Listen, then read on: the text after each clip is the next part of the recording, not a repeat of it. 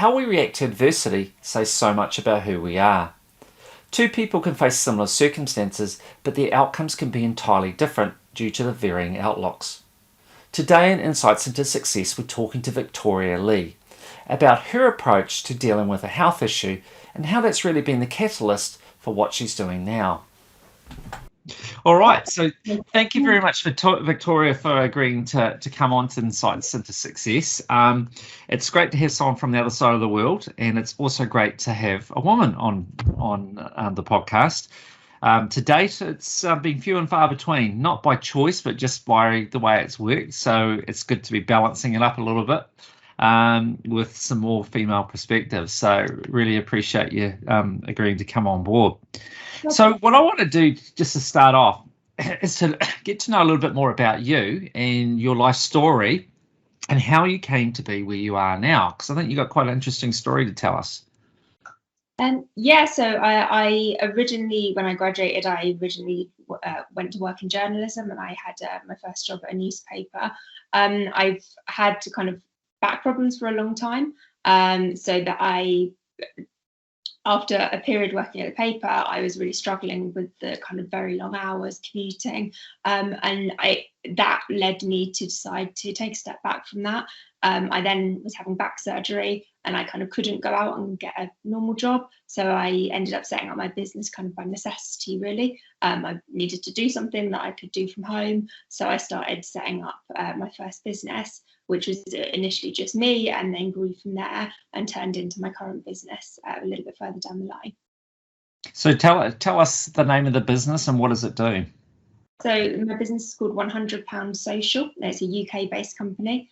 We provide low-cost social media marketing services to small B2B companies. So we provide social media post creation. We also provide lead generation and blog writing. And we've got a team of 20 content creators, editors, and lead generation experts. We work with over 200 clients, most of whom are in the UK, but we've got some clients in other English-speaking countries, including a few in New Zealand. Oh, wow. Okay. So taking a little bit step back, just in terms of your back, was that a sporting thing or was it just hereditary, or what was the nature of your back problems? So I had an accident when I was 14 and hurt my back then, and I kind of had 3 operations between that period up until I was 20 something, when I had this spinal fusion, and that's the operation at the point where I had given up my job because my back was causing problems, had the spinal fusion, and then thought, God, I need to do something what I can do flexibly, because I did assume, and it still is a problem, so it still is something that I have to manage.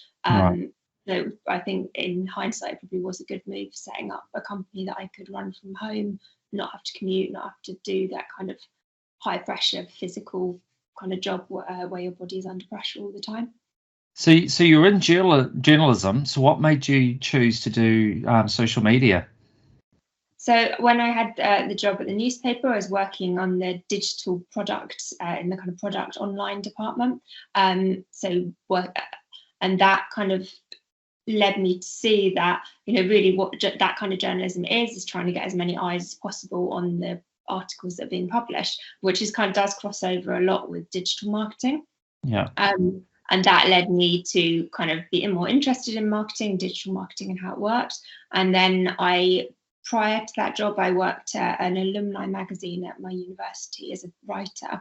And I got in touch with them, said, do you have any work I could do from home to help you? And they offered me the job of managing their social media channels, which is just a really tiny kind of a few hours a week job. And that's literally what got me into the social media side of things. I did it for them. I thought, okay, go out and try and find some more clients, build up from there. And that was just me as a freelancer. And then further down the line, started getting ideas about how I could turn that into a kind of more productized, service-based business, where I didn't do all the writing, or I was kind of managing the team. So, I mean, for a lot of people, they would go down the track that you have, and so far as start freelancing, but that's as far as it would go. There's a lot of people out there that they just simply go out there and find enough jobs to keep them busy, and they just do it for themselves. What was the difference with you? Why was it that you were sparked to do more than that? That wasn't enough for you. You wanted to have a team. Tell me a little bit about that. So the first company I set up that was really me as a freelancer, with a few other freelancers helping me.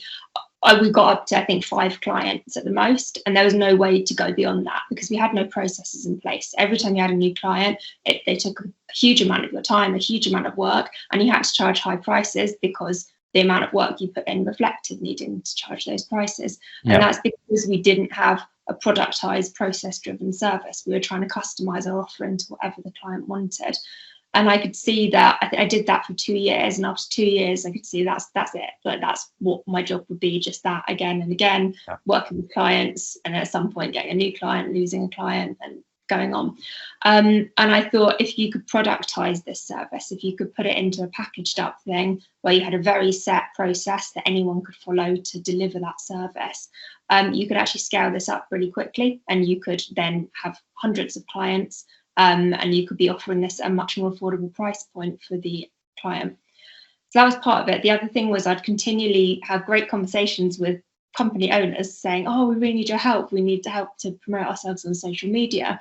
And I'd have a great chat, and then I'd tell them my prices, and they go, oh, God, can't even imagine spending over £1,000 a month to have someone do my social media posts. And that's the prices you have to charge when you're offering that kind of customized service, because it genuinely takes that amount of time. So a lot of people I spoke to obviously didn't end up working with me because they couldn't afford it. So that was another motivation to think, okay, you obviously can offer this at a much lower price, but you're going to need to have a process and productize the offering to be able to do that. So that was another trigger. Yeah. And so, okay, so you then decided to obviously go down that route. What about the whole staffing side of it? Because normally what would happen is people would then start employing other, staff members and develop their processes and so on. But you didn't go down that track, I don't believe. Tell me about that and how you did it and why. Yeah, so for the first, so initially it was just me and my co-founder, and we kind of did everything, and we got the first 30 clients, and we were doing it all ourselves. Then we started getting freelancers helping us with the social media post creation side of things, and we slowly then built the team up from there. It wasn't until 2 years ago that we actually employed the first proper team member, who was our customer success manager. And then slowly the team is now building up from there. So we've now got a small team of 5 main team members, and then we've got a wider team of freelance writers and editors who work on the actual post creation for the clients. Right. And how have you found that, having people, because I think we haven't talked about this yet, but I understand that they're actually scattered around the UK. So you're not geographically together. You've got people that some are freelancers. How do you cope with all that? How does that work for you? So again, I think it all comes down to those processes. So every job role in the company has a very dedicated set of processes, and we use a system called Confluence, which is a little bit like a Wikipedia. So it's kind of Wikipedia for our company. So whatever job role you have your job spec, and every action in that job spec has a process to follow. And I think that's how you manage it, because everyone knows exactly what's expected of them, what they need to do in their working hours. There's also that kind of line management, which I guess is in most companies. So we've got that kind of chain of command, so everyone knows who they're reporting to. So it's never kind of me managing every single person. It kind of goes down the chain. But those processes are the thing that drives the whole company and makes us able to operate. Being remote, I don't really see that as an issue at all. We've never even thought about having an actual office. I don't really think there would be any benefit of it, especially when most of our team are writers and editors. They can do their work in their pajamas at midnight, or if they can find one. It just doesn't matter to us as long as the work's done to a great standard. Yeah. And so in terms of your contractors, do you find any issues there in terms of reliability as compared to permanent employees, or in fact, is there no issue with that at all? No, we haven't had any issues. We've tend to find the type of people that want to work for us, people who want to have flexible work. Often they've got families, they've got other roles that they want to fit in our work around, and that they wouldn't necessarily be interested in a kind of full-time position or in a kind of employed position. They're looking for that freelance flexibility, and it is a very flexible work that we're able to offer because of the nature of the work. Yeah. And I guess with what's happened with COVID, it's kind of worked well for you because you were already in a format that really you just carry on. It won't really have made much difference in that regard for you at all, operationally speaking. Yeah, not from a working point of view, it didn't make any difference. And it was quite interesting reading around the time when it all happened, and everyone's talking about how do you do remote work, what's the best way to manage your team. And obviously we had those processes, we were lucky we had all those processes set up already, so it hasn't affected us in that way. We did have a tricky time back in, when was it, March 2020, god, time the COVID period. I know. But when it all kicked off, when we did lose a good chunk of clients initially, when everyone just panicked and cut anything that they thought wasn't a vital expense. But we're lucky that we kind of within a few months that turned that around and built back up again. You also, though, would have been able to weather it better than most because from what you're telling me, a lot of your staff are contractors anyway. So it's not like you would have had the same sort of payroll as what a lot of businesses would have had. You know, if you had as employees 20 people and had to pay their salaries out each week as compared to, I think you're saying about 5 people and the rest are contractors. So that would have been hugely beneficial for you to weather the storm as well, I would have thought. 100%, you're completely right. Yeah, it would have been, I can't imagine how difficult it would be for companies that had to meet those bills regardless of what was going on. Yeah, so you would have been feeling quite happy in yourself that you'd actually developed a perfect business model, at least for the time being anyway.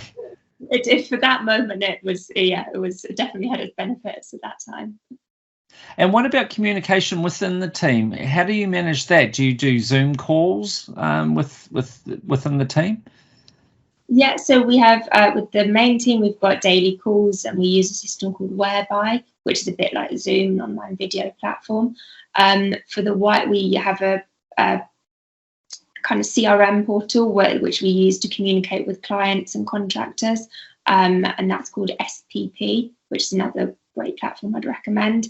And then we don't do kind of Zoom calls or that kind of conferencing call with the writers and the editors, but we're in continual communication with them about each client when we're assigning new work and providing them feedback on the work that's been done. And how do you find with dealing with clients? Presumably you're dealing with them by, say, video calls. Is that typically the means by which you talk to them? Some clients we mainly communicate with by email. Some clients we talk to on video call or the phone. It really depends on the client's preference. Our default is, because of the way the processes are set up, the initial communications via email, and the customer has a dedicated customer success manager that they can pick up the phone to or ask to have a call with at any point, and then we would by default jump onto a video call with them. Again, we've never ever run the business in a way where we've met clients face to face, so that's never really had that to compare to. Obviously, because we're running at a low cost price point, that probably wouldn't be a feasible business model to start meeting clients face to face, and it's also not necessary because of the way that we're set up to provide our service. Yeah, and in terms of clients, are they quite accepting of the fact that you're not going to come to their offices and sit down and have a chat with them? Yeah, I think so. I mean, we obviously, because of the price point, it's clear that we're offering a very I like to see our service a bit like EasyJet. You get there, you get exactly the same thing as you would if you flew with, I don't know, British Airways, but you're at the end of the day, maybe there's slightly less frills along the way, but the service at the end you get from A to B, you get what you need out of it at the end. And I think when we have calls with clients, so when they're interested in signing up for our service, we have a call, we go through a presentation with them, and we spell out exactly what it is they're getting. So when a client signs up with us, they know exactly what is included in this plan, they know exactly what the communications are going to look like. We kind of try and put, just like the name of the business is £100 social, and that obviously reflects the price of the service. We try and put everything on the tin. So when a client signs up with us, they know exactly what's coming and we've set their expectations. And I think that's actually very important for any business, particularly an agency service provider, to make sure that you've set expectations, because clients will be happier when they know what to expect, and then they see those targets that have been set being met. Yeah, no, absolutely. I think clarity and communications is always really important. When the communication's not there, that's when often you have problems. But if you, right from the outset, make it clear what the expectations should be, then I think it's a good way to start, and you're much less likely to have problems. But often businesses don't do that, though. They don't communicate well in the beginning, and people have false expectations, and that leads to disappointment and problems. So easily avoidable if you address it up front. 100%, yeah. And then when it comes, that then obviously trickles down into your marketing. You don't want to have customers who are disappointed, and if you oversell yourself, or you try and tell the customer you can do everything that they are asking for when you can't, you are going to have a disappointed customer, and eventually that's going to trickle down into negative reviews and a negative kind of reputation for your company. So I think this is vital that you communicate what your offering is and what the client can expect to get as a result of working with you. So being a business, remote business, online business, how do you typically get your clients? So we typically use LinkedIn. So we offer 3 services. We've got our £100 posting plan, which is our kind of signature service, our social media post creation. We've got a blog article service, and then we also have a LinkedIn lead generation service, where we use a client's LinkedIn profile to reach out to their prospects and try and generate new business inquiries for them. That service has grown out of the service that I designed for our company to do our own marketing, and that's still how we get 80% of our clients today. So about 4 of our team members use their LinkedIn profiles to reach out to prospective clients, tell them about our service, and then from that get calls booked into our kind of sales call calendar, and that's how we get 80% of our clients. Which I hope is a good thing, because obviously that's a service we're selling, and that's a good reflection of actually how it works. The other clients come from word of mouth and referral, and sometimes from Google search, but word of mouth and LinkedIn are the 2 key ones for us. Right. So how long have you been in business now? 4 years, 2017. And how would you describe the experience? Tiring. No, it's been really exciting. It's been excuse me. It's definitely hard work. I did think, probably naively when I started, that this would be a way to do a job where you could be completely flexible and go off on holiday when you wanted, and work, watch Netflix if you felt like it at lunchtime. But it doesn't really work like that. It is really hard work, and the bigger the company grows, the more pressure it is, because you've obviously got more people on the team, you've got more potential issues coming up, you've got more customers to manage. So it has been hard work, but it's also very exciting, and it's every day is a new challenge. There's always new stuff coming up, and I feel like I'm learning new things every single day. So I do feel very lucky in that respect. So tell me, knowing what you do now, if you were starting out, would you still have done it or not? Yeah, I would still have done it. I think the benefits, every job has pros and cons. Hard work is not necessarily a con, because you work hard, you get results from it. I definitely have done the same thing again. Might have done some things differently in the way that I started the company. I think we could have scaled up a lot faster. Keep mentioning the processes, and we did take a while to get those in place and kind of written in a way that they could be shared with the whole team and followed by everyone. And I think we could have scaled quicker if we'd addressed that earlier on in the program. I would do the same thing again. I love it. So how long did it take you to get your processes in place? Once you made that commitment, you decide, right, I'm going to scale this, so I need to get my processes in place. How long did that take you? It's been a continual process of building businesses.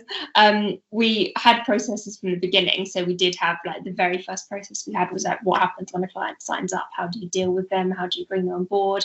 We have an onboarding form when a client signs up. So the client gets an onboarding form that they have to fill in that guides them through, giving us a really full briefing on their business, their goals, what they're expecting from our posts we're going to create from them. So we had that right at the beginning. And that was one of the early processes. But the process is obviously bulked out as the team grows. So they are growing all the time. We used to use Trello for our processes, which is one kind of platform. And we then moved to Confluence about 2.5 years ago. And that was when the processes became easier to follow, easier to share with the team, easier to kind of collaborate on. So we've now got it in a way that team members can collaborate and build on processes. So if things change, the customer success manager can go in and edit a process. We didn't have that previously, but it's an ongoing process. And it's almost a part-time job keeping the processes updated. If you don't update the process, then within a few months it'll be out of date and it won't be relevant anymore. Yeah. So what have been your biggest challenges? I think systems have been the biggest challenge. So the way you run a productized business is by having really solid systems and processes in place. Building those systems on the technical side is quite difficult, especially when you're a non-technical founder like me. So I'm not a developer, I can't write code. So I would say at this point, I know quite a lot about systems and how to build them, but I went from the beginning where I knew absolutely nothing. So that's been a continual learning curve. And I imagine I could have done that a lot quicker if I'd been working with a technical co-founder who could have taken care of that side of things. But that's definitely been the hardest thing. In that light, working with developers, I've found quite hard. It's hard to find a developer who is reliable. Not only reliable, but can also give you the correct advice and work with you to help build the right systems for your company. So that's a continual struggle, finding good developers to work with. I think we've finally got there. So yeah, systems would be the biggest challenge that we've faced. So with you in the outset with developing your systems, presumably you had to employ a software developer on contract to help you do it, or were you using systems that you could actually do yourself, even though you kind of weren't experienced in that way? We were using a mixture. So even when you use pre-built systems that you can go on and get a monthly subscription to, when you're using multiple systems, so you need one system for your accounting, you need one system for the customer communications, one system for managing your contractors. Just even that's 3 systems, and you have to then find a way for those systems to talk to each other. And you have to really, if you're going to use the APIs to get the systems to talk to each other, you need a developer to set that up for you. So even though we've used pre-built systems from the beginning, we've always needed a developer to kind of hook them up. And I think actually getting systems to talk to each other is the biggest challenge for a business that can't afford to go and have a bespoke out-the-box system built. Also, I think I wouldn't necessarily want to build build a bespoke solution, because a lot of these systems do everything you need. And if you can get them to talk to each other, you've saved yourself thousands and thousands of pounds. To try and build your own from scratch. Now, tell me a little bit about your co-founder, because on your website, I didn't see anyone where it says co-founder. It was just you. So is the co-founder still part of the business? No, not anymore. Sorry, you just froze there for a minute. I've lost you when I just asked you about your co-founder, and then it froze. Can you hear me now? Yeah, all good. Yeah, perfect. So I had a co-founder for the first 2.5 years, and then my co-founder left the business at that point. So for the last 2.5 years, it's just been me. But I guess I still am a co-founder because I didn't found it myself. Yeah. So tell me a little bit about that. Setting up a business with someone versus now working on your own. What's been the difference, and what have you preferred, and what's the pros and cons of both? Having experienced both for you, like if you started out and you were completely on your own, how do you think you might have found that? I think it just would have been more expensive, because you would have you can never do everything yourself. There's not enough hours in the day. So if you've got a co-founder, you've got double the amount of time to invest in whatever you're doing. If you've got 3 founders, you've got 3 times the amount of time. So it would have been more expensive, because right from the beginning you would have had to get in more help immediately, that paid help. It possibly would have then therefore been a little bit slower start to the business, because you might not have had the funds at the beginning. So I think there is definite benefits of having a co-founder, and it was it was fantastic for me, and it was a fantastic way to start the business. Further down the line, I think it would probably still be nice. It would definitely be nice to still have a co-founder. I think that's probably the way to go. Obviously, it didn't work out that way in my situation. But having somebody to bounce ideas off, also that pressure and responsibility when you're doing it with someone else feels slightly easier, knowing that you don't have to carry that kind of burden yourself, just you. Yeah. You don't have to have all the answers. Between the two of you, you need to provide the answers, but you on your own don't have to have them all. Yeah, exactly. At this stage, because now I've got a team, I've got other people to bounce ideas off. So now it's getting easier, kind of being on my own doing this. So it's not really a problem now. Yeah. And presumably, I think I read somewhere you pretty much just, funded this whole thing out of your own money. So you haven't brought in investors or anything like that. You've just done it yourself and grown organically. Is that the case? Yeah, that's correct. We didn't actually invest really any money in it because we didn't need to. We started it off as, I was working on my old company when I started this. And we started it off as kind of a side project in the hours that we had. I think, I remember building a Wix website right at the beginning of Saturday afternoon. It was really kind of done at the kitchen table on the side. We then started getting clients on board. And I think at the point where we had a few £1,000s in the bank, we thought, okay, let's take the risk and stop our other jobs and focus on this full time. And we were then able to pay ourselves a small amount each month. At that point, so we could afford to keep going. But it's a business that doesn't have a big startup cost. There's no, like I said about systems, there's no big, custom built system that we had to pay 30 grand for a developer to build for us. Right at the beginning, the systems were literally Google spreadsheets, and obviously we've come a long way from that now. But when we were at that small scale at the start, we were able to run it like that. Yeah.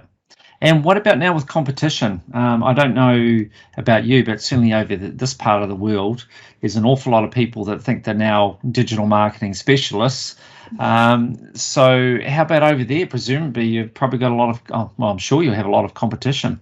Yeah, 100%. So it's interesting because one of the motivations to set this up, I mentioned people not earlier, one of the motivations was customers needed this service but couldn't afford the high price point.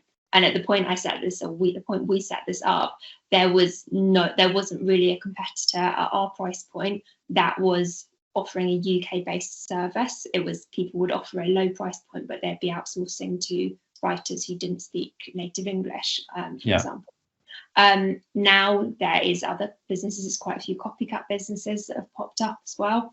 So it is hard, but I think we've got the advantage that we've got that really great reputation. We've got tons of case studies and testimonials, and word of mouth is, like I mentioned earlier, one of the big ways that we get new clients because people are happy with our service and refer people. But yeah, competition's always a worry, always at the back of my mind, of course. And evolution, is that something that's ongoing? Is it something that you're constantly thinking about, how to constantly evolve to stay ahead of the curve so that you don't become outdated and irrelevant? Oh yeah, definitely. So things like at the moment we're adding Google My Business posts to our offering because that's now something that businesses are wanting. So it's a case of keeping an eye on what our customers want and need and trying to build up our services to cater for that. I mentioned of our 3 service, one of them is blog article writing. That's also a new service. I think 7 months ago we added that on. So we're trying to add on the services based on the feedback we get from our clients, while at the same time staying focused on our core offering, which is providing social media services. We're not going to turn around and start offering SEO or Google ads because that's outside our remit. We want to stay true to who we are, but offer the kind of small additional add-ons that the customers need within that social media marketing spectrum. Yeah. Now tell me, from what I saw on the website, it looks like you've got one male. Is that the case? You've got one team member who's male? That is the case, yeah. And how does he cope? I think he does all right. I think I mentioned the nature of the work, that it's very flexible work that you can do from wherever you live remotely. And that does typically seem to appeal to women. We get, when we put out adverts, 99% of applicants are women. So naturally, 99.9% of our team ends up being women. Right. It's just the nature of the work that we're offering and the way that I guess the way that women see that they would like to work. And I actually would hope that will change slightly now that remote working is getting bigger. Hopefully there is more men who are going to start thinking, yeah, I can still be just as successful if I look for a remote role as if I commute into London every day. Yeah, save all that time. Yeah, exactly. Yeah, it's amazing. It adds up to be very significant. So if you didn't have to do that, you sort of start to think about how much more you can achieve in a day. Yeah, it's crazy when you think about spending in the old days going to London for one meeting and that taking the whole day. Now you do it in half an hour on Zoom. Having said it, though, there are people out there with a personality type where they do actually need to go into work. Not everyone is of the right sort of personality to manage being at home and being productive. There's some people that get very easily distracted, and rather than sitting down and doing their work, might be watching soap operas or something else. So it isn't for everyone, though. Having said that, is it really? You've got to find the right people that are self-motivated, disciplined, have the right environment in which they can then dedicate themselves to doing their work. Yeah, 100%. I completely agree. I think we tend to hire, so we've got our wider team of writers, and that's where our main team tends to come from, that wider team. So we'll work with a writer, and then that writer will join the customer success team. So we tend to have the advantage that we've already, before we hire someone into the main team, we've seen them, we've worked with them for a while, we know how they work, we know that they're able to work from home, and that kind of thing isn't going to be an issue. I think probably also with the type of company we are, the type of roles we're offering, they tend to attract I don't know if it's the right thing to say, perhaps more introverted people who are more comfortable working on their own, rather than, if we're running a sales operation, you'll probably get louder people who would definitely need to be in that office environment on a regular basis. Yeah. And would you consider hiring people outside of England? Or is it just that's very conscious, you only want them to be based in England or in the UK? No, we would definitely hire people outside of the UK. I think if you're on the writing and editing team, speaking native English or native level English is absolutely vital for obvious reasons. On the customer success team, yeah, definitely open to hiring people from outside the UK. We had somebody working for us who lived in Germany for a while who was from Scotland, and that worked fine as well. That's no issue as long as the time zone works. Yeah. And you don't have any problems from recruiting people? Recruitment we find quite easy. We mainly use Facebook groups to post out the jobs, and we usually get a reasonable number of applications from posting a few Facebook groups. So we haven't had issues so far finding people. Yeah. So what's the plan? What do you see in the future for the business? What's the goals in the next few years? So I think growth is the goal. So we've currently got 200 customers, and we're trying to scale up from there. The marketing of the business has always been put slightly on the back seat. So until now, we've grown through our LinkedIn marketing that I mentioned earlier and word of mouth. And we're currently trying to look into other marketing avenues, trying to get our SEO in order, trying to do Google Ads, and trying to expand the routes through which people can find us to help us scale a bit faster. Yeah.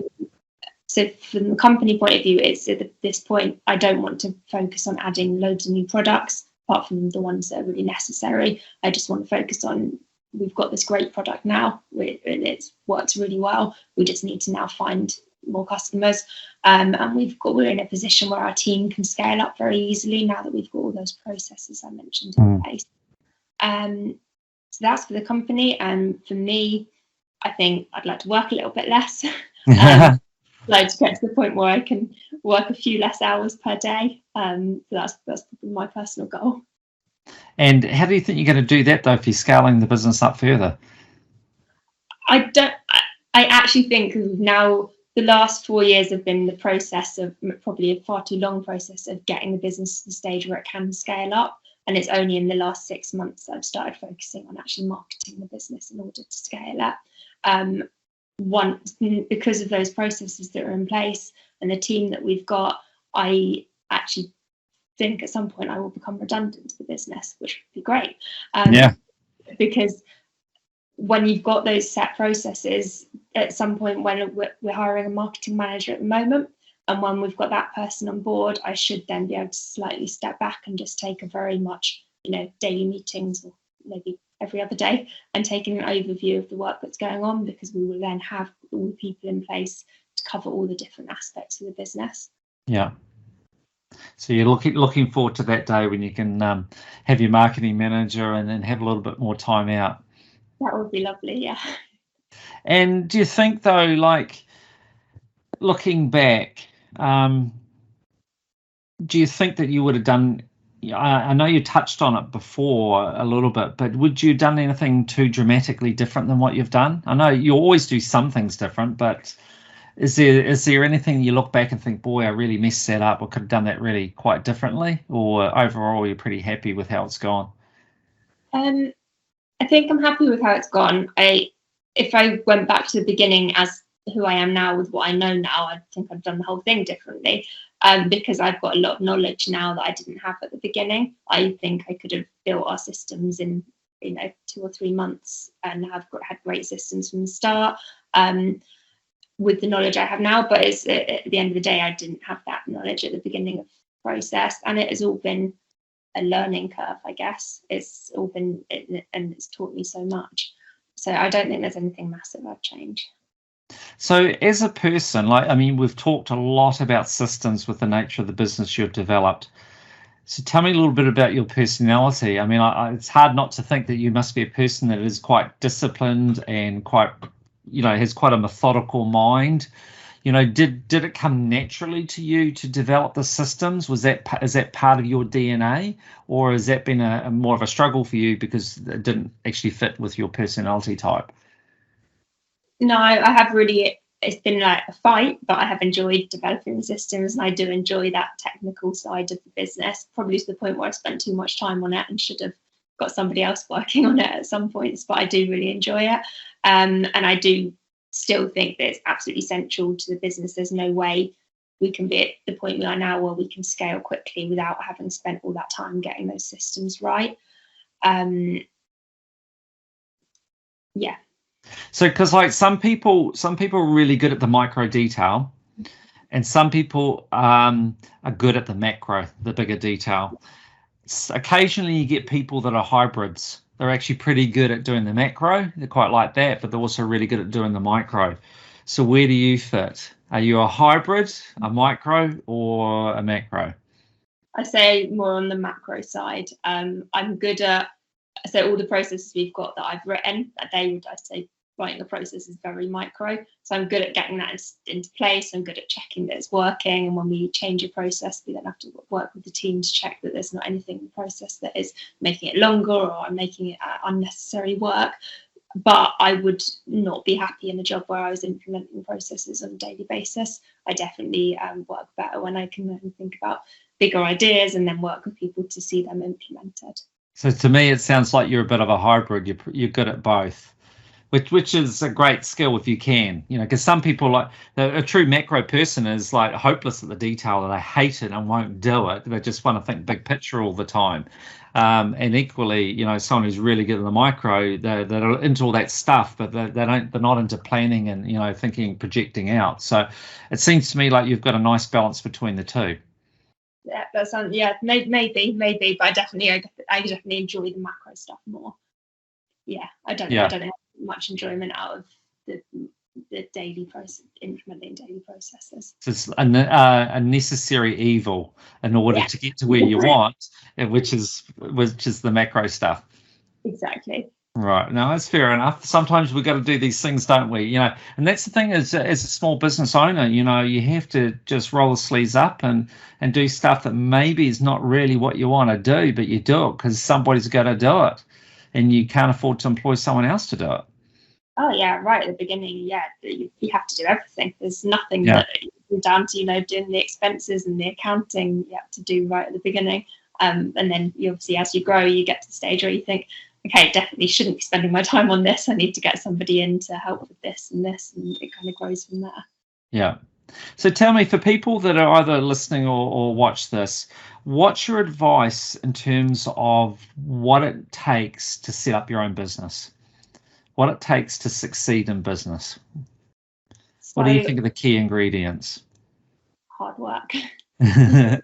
Hard work. You've got to be in a position in life where you are able to dedicate a lot of time to it, like including weekends and evenings. So hard work, I think, is the most important thing. Financially, I think it'd be very hard to set up a business if you were worrying about bringing enough money in every day. That would probably be too much stress. So this business, I was in a really lucky position where, like I said, we didn't really need funding and we could kind of do it as a side project. But I would imagine, getting funding for most businesses is very important at the beginning. I would never try and self-fund a business because a new business is really risky and so many new businesses fail. Yeah. Hard work, making sure you've got the funds there. And having the right skills. So if you are very aware that you are trying to set up a business like mine, for example, and you're not a technical person, you're not super computer savvy, tech savvy, then getting the right co-founder or getting a mentor who can help you and advise you in that area. I think knowing where your weaknesses are and making sure you've got the appropriate help in place is also key. So do you think that setting up a business from scratch with a partner would be easier, maybe preferential to doing it all on your own? Yeah, 100%. It would definitely be easier, and probably nicer, because it's nicer to set something up when you've got, like I said, someone to bounce ideas off, someone to work with. And it can be lonely setting up a business, especially if you're doing it completely on your own. So having somebody there, and if not a co-founder, then a family member that you can kind of bounce your ideas off, or hiring someone early on that, if you could afford it, hiring someone that could become that person for you. Yeah. And what about things like determination, perseverance, those sort of qualities in people too? You think they're important? Definitely. I think you've got to be that person with those qualities: determination, perseverance, to start a business from nothing and make it work.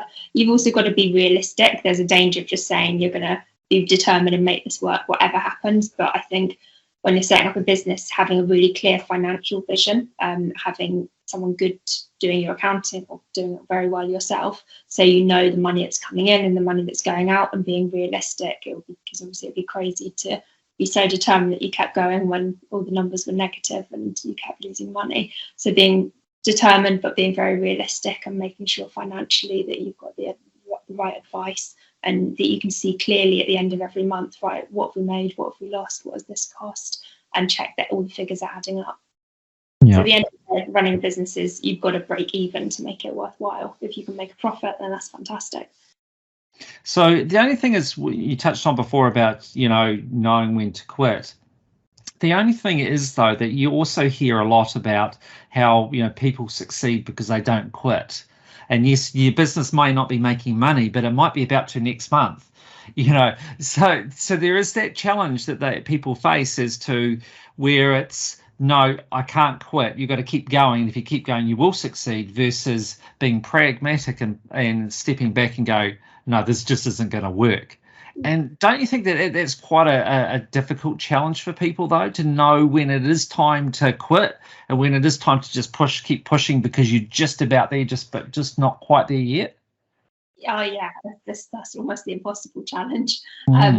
There's no way to tell somebody what the right time to quit and keep going is. But if you've got good financials, if you're getting good accounts sent to you at the end of each month, then you can see from the financial point of view what you're risking by going in another month and what's going to happen if you don't work that month. And I think as long as you've got clear cut-off points for yourself when you're starting a business, and you can clearly say, we can afford to lose this much and we can afford to not make profit for this long, as long as you're straight with yourself from the beginning, then that's fine. Yeah. Now, the other thing is, what do you think about the idea of having a sprinkling of naivety? Not too much, but just a bit of a sprinkling of naivety. Do you think that can be actually advantageous for starting out? Yes. What's your thoughts? I imagine if you didn't have that, nobody would start out. Yeah. It's a balance though, isn't it? Because you could be so naive that you get into something that's just way over your head and you're going to fail miserably. But by the same token, often I think if you knew absolutely everything you're going to be in for, it might put you off. You might not go there. So sometimes my view is that, it's best to have just a little sprinkling of naivety, just enough that if there's not too many problems, that it won't become overwhelming, but it'll get you to do things that otherwise you wouldn't have done. But you can do it. You can make it through.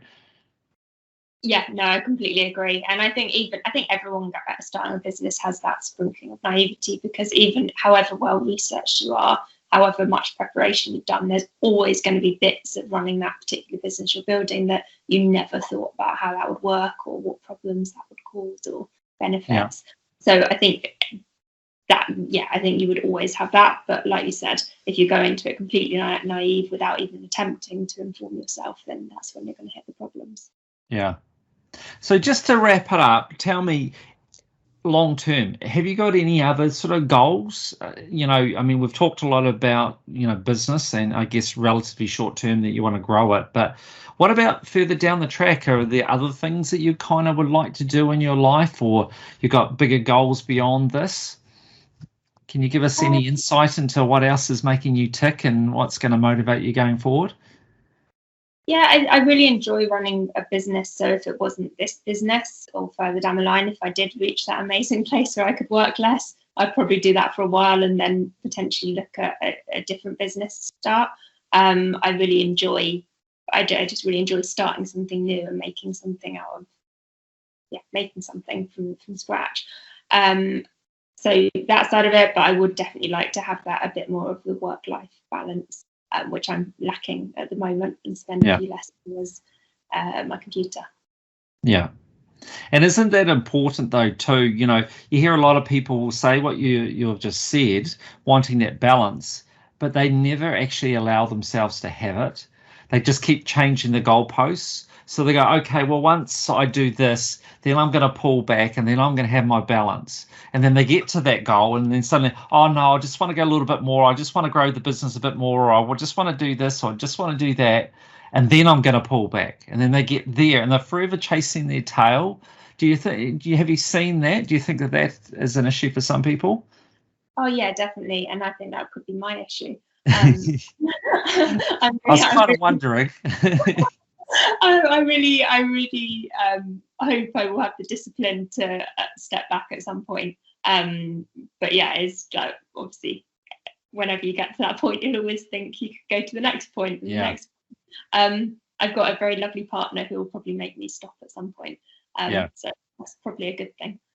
Yeah, it's interesting. I talked to a person here in New Zealand, a very successful businessman, and he was telling me a story about a friend of his who was very successful in property development, but he's forever chasing more money. But not as in that he's obsessed about money, as in what he can buy with it. It's a figure, it's a target, it's a goal. So, he gets to X amount and then he wants more and that, and he's never really finding that contentment. Whereas the businessman that I interviewed, he's been very successful, but he's also been very big on helping with charities. So he's had an incredibly full life of doing a lot of amazing work with charities here in New Zealand and with sports groups, and also his business. So he doesn't have that same issue that his friend has, who's just forever just seems unable to find that level of contentment because he's just fixated on a goal, and that goal is a financial goal, and he hasn't got any balance to his life. Yeah, I can see that. And I guess it's also hard because when you're in that kind of rut of working long hours, you don't have time to even consider working with charities or doing anything like that. So it's hard to see your life could be different or better. I guess I can only do my best to not get into that situation. Yeah, but you can see how people do it though, can't you? And fall into it, not intentionally, but they fall into it. Yeah, I know, absolutely. And it would be so easy. Yeah, I can see that I could be doing this in 30 years' time and working the same hours. But I would hope that I can make my life go down the path of the guy you just talked about, who's doing other charities and not just chasing the tail the whole time. Yeah. But yeah, we'll talk again in 20 years. Yeah, and see how that's changed. Exactly, see how it's panned out. Yeah, exactly. All right. Well, thank you so much, Victoria. It's been really good to talk to you, and I'm very interested to see your progress. I think you've done amazing in such a short space of time. So I'm intrigued to see what you're going to achieve in the next 4 years. So very best to luck with that. And yeah, I look forward to staying in touch and talking to you again. Definitely. That's been such a pleasure. Thank you. All right. Thank you.